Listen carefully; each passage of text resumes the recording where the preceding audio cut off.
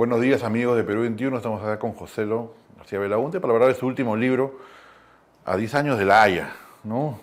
No es el título, pero es el tema, ¿no? Buen día, embajador. Buen día, muchas gracias por la invitación.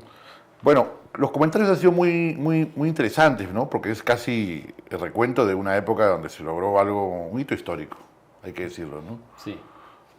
A ver, el libro tiene dos partes muy definidas, ¿no? La primera parte se llama El largo camino a La Haya, que en realidad empieza con el viaje que Alan García y yo lo acompañé, pues el viaje que hicimos a Santiago, Chile, cuando todavía no había asumido el gobierno.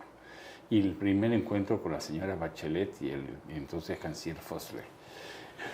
Y cómo ahí mismo acuña ante una pregunta de los periodistas sobre el tema del mar, porque todavía había habido un anuncio del gobierno de Toledo que iba a llevar el caso a La Haya, pero no se había formalizado nada.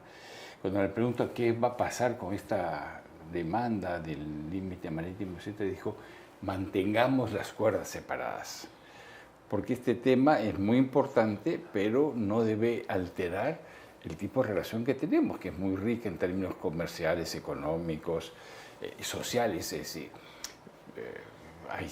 en ese momento habían 100.000 peruanos viviendo en Santiago de Chile.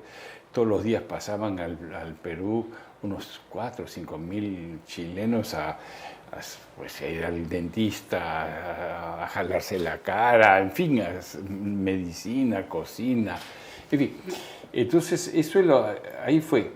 Y entonces ese proceso que llega a La Haya, ese proceso de todas las conversaciones, los desencuentros que hubo, las dificultades que teníamos acá nosotros, porque teníamos una oposición, en este caso además muy acérrima, muy rígida de parte de Ollanta Humala, que era pues, el líder del Partido Nacionalista. En ese momento se llamaba Partido Nacionalista, ¿no es cierto? Entonces yo diría que esa primera parte va de ese encuentro hasta que finalmente decidimos ir a La Haya y cómo se tomó la decisión, cómo hubo que hacer ciertas cosas, buscar a los abogados, la gente, etc. Y la segunda parte propiamente es cómo fue el juicio y en qué terminó. Claro, en esa primera parte se ha comentado largamente de los antecedentes, ¿no? Se habla mucho, por ejemplo, claro, el rol de Bácula, Sí. el rol de los historiadores, sí. Desde Faura, los primeros libros, en fin, los primeros temas. Y luego, usted comentó en el evento de ese hotel que también Chile un poco copia esta idea de las cuerdas separadas, ¿no? No sé si era Bachelet. No, Piñera. El gobierno de Bachelet tomó muy mal la demanda. La consideró un gesto hostil, más o menos un gesto hostil. Pero Bachelet se va el año 10 y entra Piñera. Y Piñera entonces inventa otro término para lo mismo, es decir, lo que está en La Haya debe quedar en La Haya. O sea, trabajemos nosotros en la relación bilateral, todos los intereses que nos unen, y dejemos esta diferencia en La Haya porque ya está localizado ahí, ¿no? ¿Por qué cree que Bachelet toma mal? Yo creo que usted cuenta cómo primero Alan la invita a la toma de mando. Sí. Bueno, le dije que se queda un día más, ¿no? Después de la toma de mando y se queda para el desfile militar. Exactamente. Acuerdo que fue una imagen muy criticada por algunos, muy comentada, que tenías al presidente de Chile viendo el desfile. Pero todo era parte de una estrategia de García y su equipo de ir preparando un poquito la cancha, ¿no? Bueno, la estrategia era tener las relaciones bilaterales lo mejor posible, porque si no lo distrae de otras cosas más importantes y más urgentes. O sea, así como nos acercamos a Bachelet, nos acercamos a Ecuador, y la relación con Ecuador no pudo ser mejor, y pese a que estaban en posiciones muy distintas, García y Correa se llevaban muy bien y se hizo cosas muy importantes con Ecuador. Y con Colombia era más fácil por Uribe. Con Brasil también tuvimos una relación estupenda con Lula. Y con Bolivia al principio difícil, pero logramos superar eso. Entonces sí, la estrategia era tener la casa tranquila, tener el vecindario tranquilo, en paz, etc. Claro, usted recuerda una anécdota donde un avión comienzan a alzarse la voz Correa y García, ¿no? Sí. Por un tema en particular. Bueno, sí, no, fue... A ver, acá existía un problema que consistía en que Chile y Ecuador decían que la declaración de Santiago de 1952 que firmaron Chile, Ecuador y Perú era el Tratado de Límites. Y Chile insistía en que Ecuador fuera a la Corte para decirle a la Corte que eso era el entendimiento, con lo cual eran 2 contra 1. Claro. Entonces nosotros tratamos y nos esforzamos por evitar que vaya Ecuador. Y la forma que finalmente encontramos es negociar un acuerdo. Pero era muy difícil. Y hubo unas reuniones, teníamos todos los años unas reuniones de gabinete binacionales, y esta la tuvimos en un sitio en Loja, y en el aeropuerto, en una localidad llamada Santa Rosa, todas las delegaciones se fueron al avión y se quedaron en el aeropuerto García, Correa, el canciller Patiño y yo, para discutir eso. Y sí, las voces fueron increciendo. Claro. Al final nos encargaron García y Correa, a sus cancilleres, trabajar y terminamos haciendo un acuerdo, con lo cual Ecuador no fue a La Haya y demostramos en La Haya, en la Corte, que existía un acuerdo de límites peruano-ecuatoriano perfectamente establecido, que era idéntico por lo demás al acuerdo de límites entre, entre Chile y Argentina, y que por consiguiente la declaración famosa de Santiago del año 52 no podía ser considerado un acuerdo de límites. Y en eso pues ganamos. Otra cosa que es parte de esa primera parte del libro, valga la redundancia, es, claro, la elección de Bondi, de Pelet. Sí. Que Bondi lo conocimos en ese evento, un Sí. personaje, pues. Sí, es un libro gran, aparte, ¿no? Es y Pelet también, ¿no? Bueno, Son estrellas. Pelé son estrellas. Pelé más diva, digamos, ¿no? Claro. Pelé es una María Calas, digamos, Claro. en la corte, ¿no? Y Bondi es distinto, es más americano, más pragmático, menos retórico. Pelé, pues, es un francés cartesiano y maneja muy bien la retórica. Pero Pelé era difícil. Y yo me acuerdo cuando hablé con él para contratarlo, me dijo, pero usted sabe que va a perder ese caso, ¿no? Dije, señor Pelé, si lo voy a perder, quiero perderlo con usted, ¿qué le parece? Y se rió y aceptó. Claro, qué buena esa. Ahora, y claro, me acuerdo porque en su discurso dice algo muy interesante, ¿no? Que estos tratados se celebran, y la génesis de la palabra no es casual porque es muy difícil llegar a estos acuerdos, por eso hay que celebrar.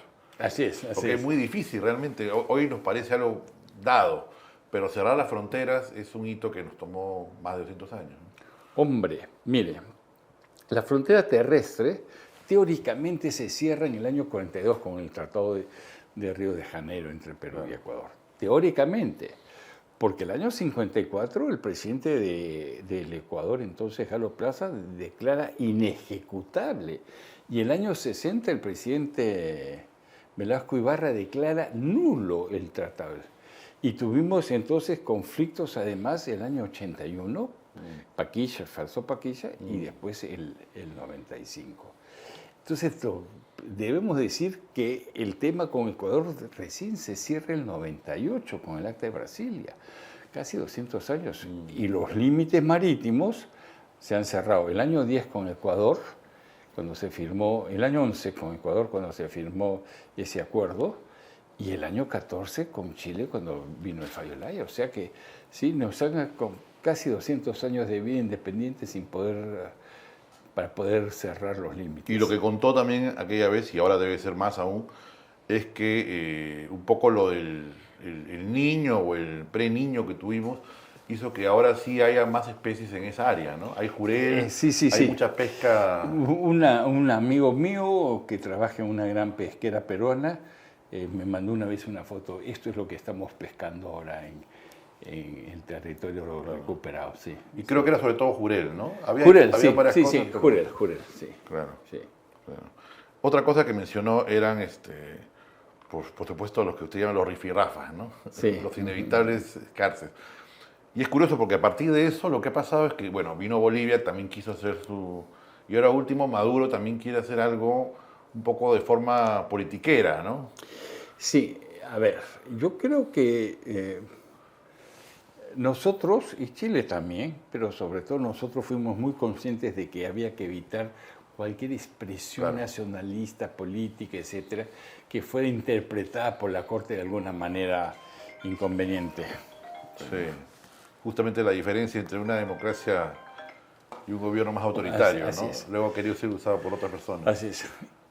Evo sí politizó mucho y hacía declaraciones, incluso creo que es caso inaudito, fue a La Haya a escuchar el fallo. Yo nunca he sabido que un presidente de la República vaya a La Haya para escuchar el fallo. Para eso están los ministros. Maduro tiene un problema y que ha querido negar la competencia de la Corte, y eso ya son cosas mayores. Claro. Sin El tema embargo, con Guyana. la Corte es competente y va a ver el caso. Claro. Sí, porque justo el otro día, por las elecciones venezolanas, me comentaba un analista de Venezuela eso, ¿no? Que han politizado el tema, que en verdad es un tema que también tiene muchos años allá. Muchísimos. De Guyana con Venezuela, ¿no? Más de 100. Sí, pero lo han traído justo para las elecciones y lo han traído para politizar y para desautorizar a la Haya y para, bueno, pescar a río revuelto, valga la redundancia, ¿no? Visto a la distancia, no sé, quizás es un poco el pesimismo de ahora, ¿no? Pero se ve cómo se logró algo que parecía muy difícil ahora, ¿no? Que es que una sola decisión atraviese varios gobiernos, ¿no? De rivales incluso, ¿no? Abiertamente rivales, ¿no? Sí. Bueno, yo creo que tiene que ver mucho con el tipo de institución que es la Cancillería peruana, que es una institución que permanece en el tiempo, que es muy profesional y que de alguna manera ha logrado que, pese a los cambios políticos, etcétera, se respete su criterio. Nosotros heredamos el primer clarín de que este era un problema lo da el Bácula en el primer gobierno de García. O sea, García como gobernante está muy vinculado al tema del mar y la solución a los límites marítimos. Pero después es el gobierno de Toledo con el canciller Manuel Rodríguez que avanzan y plantean que esto es negociable, incluso amenazan con ir a La Haya. Después nosotros que queremos negociar y en vista de que no encontramos espacio para negociar, porque nos decían los chilenos, no, acá no hay nada que negociar, que hay tratados que se han ejecutado y que tienen que ser cumplidos. Y después Humala que básicamente respetó primero el equipo, incorporó gente al equipo pero no sacó a nadie, y después lo respetó eso. Y era pues, el liderazgo lo ejerció la Cancillería como un criterio muy, muy técnico, evitando toda politización. Como bien dice, la Cancillería siempre ha tenido una tradición de no caer en politizaciones, ¿no? Evidentemente, sí. Ya hemos hablado una vez de esto, tienes la tradición desde Víctor Andrés Belaúnde, Alberto Ulloa, Raúl Porras, que se mantuvo en su posición, ¿no? García Bedoya, Bedoya, que fue nuestro maestro, ¿no? Nuestro maestro de nuestra generación. Claro, Perú es casi país de diplomáticos y de negociadores en el buen sentido de la palabra, ¿no? De gente que puede arribar a conclusiones. Digamos, en guerras no hemos sido tan bien, pero en diplomacia no ha sido mejor, ¿no? Sí, es verdad, pero en fin, no quisiera tampoco hacer comparaciones odiosas, son dos dimensiones distintas, sí, ¿verdad? Distintas, ¿no? Sí, son dos dimensiones. Para ir amarrando el tema, se extraña un poco la figura de Piñera, ¿no?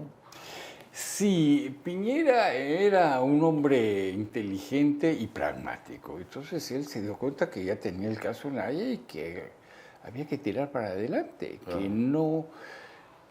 Que el caso de La Haya tenía ya un principio y iba a tener un fin. Y que por consiguiente no tenía ningún sentido envenenar las relaciones cuando terminado con el fallo, volvemos a ser vecinos con todos nuestros problemas. Y eso lo tuvo muy claro Piñera. Así es. Bueno, gracias por tu tiempo. El libro está en librerías y no sé si está trabajando algo más, porque ya ha sido muy productivo. Ha sido lo de Ecuador, ha sido lo de La Haya y creo que está escribiendo algo más que se va a conocer muy pronto, probablemente, ¿no? Bueno, quiero escribir memorias de gestión sobre todo, ¿no? Claro. Porque hay una serie de cosas que se hicieron y que quisiera dejar testimonio de ellas. Claro. Sí, sí.